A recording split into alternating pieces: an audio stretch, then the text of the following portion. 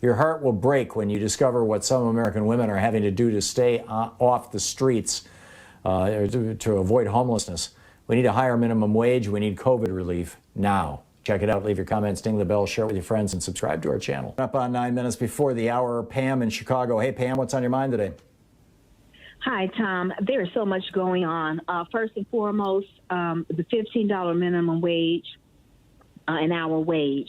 I've called my representatives to encourage them to strongly encourage VP Harris to overrule the parliamentary, right? We didn't vote for this. We didn't vote for this person. I don't know what her background is. I don't know, does her family have business interests that would benefit them if it's the $15 minimum wage is opposed? And the fact that Mitch McConnell was willing to keep her in office, that doesn't encourage me. Because anybody Mitch McConnell wants to work with or has any amount of trust in makes me suspect.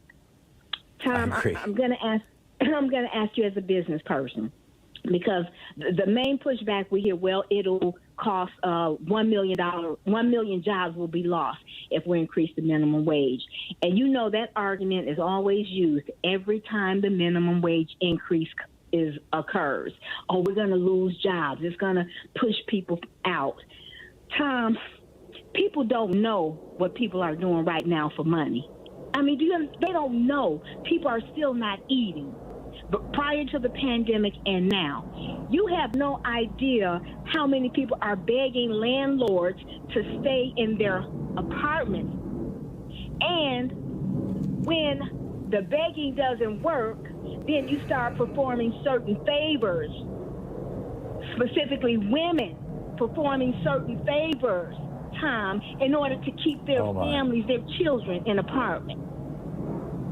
See, people just really don't understand. So I'm asking you as a business person, wouldn't it be more honest if Biden and our representatives put pressures on the CEOs and the corporate world? Because we know they're the ones behind this, refusing to do it. And why wouldn't they come just with an honest, open-minded discussion? As a CEO, why wouldn't you say, okay, how can I afford to pay my workers, my employees who help build the company at least $15 an hour?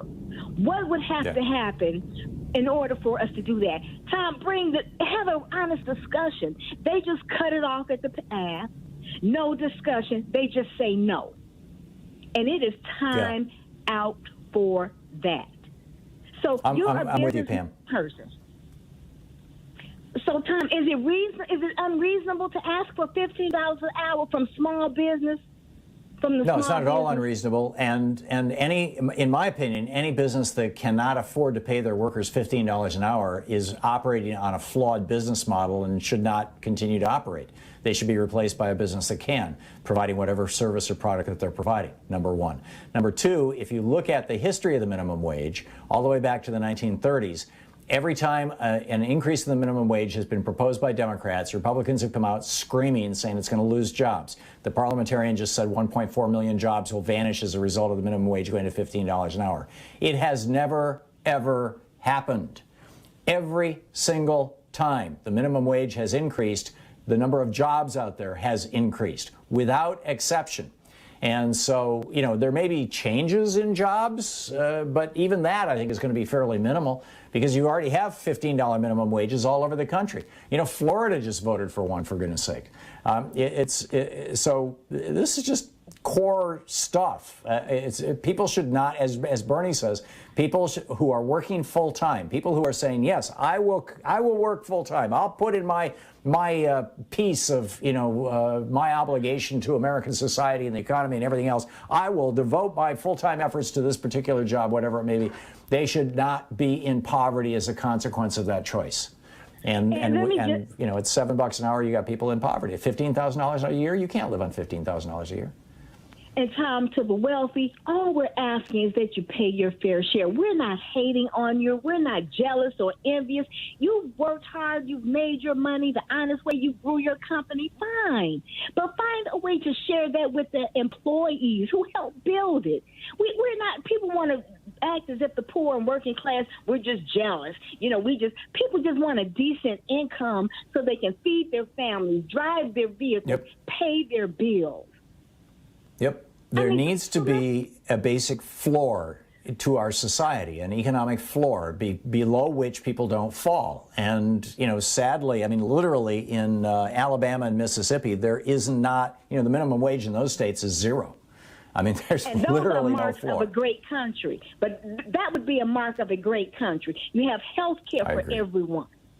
That's the mark of a great country. And education for everyone. Yes. Yes, you're absolutely right. And that's the direction that we were heading at one point in time before the Reagan Revolution. We were moving in that direction very rapidly, and it was a good thing. And then Reagan and the conservative Republicans came along and blew it all to hell.